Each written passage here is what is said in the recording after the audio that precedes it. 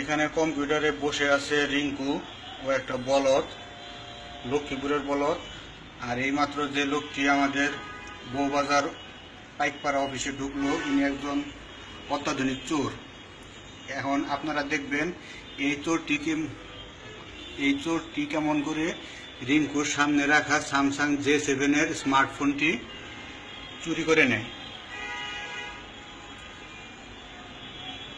চোরটি অত্যন্ত ধৈর্য ধরে বসেছিল। চোরটি আমাদের দোকানে, আমাদের ওই অফিসে কি আছে এটা খেয়াল করলো, এবং চোরটি এমন অভিনয় করতেছে যেন সে একজন বোবা।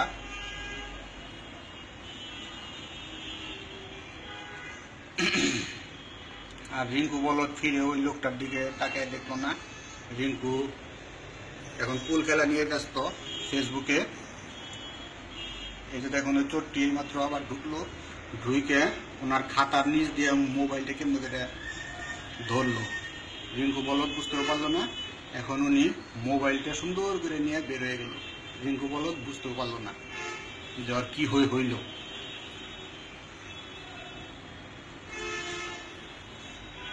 আপনারা সবাই সাবধান হন এবং এই ভিডিওটি সবাইকে ফেসবুকে শেয়ার করার জন্য অনুরোধ করছি। ধন্যবাদ।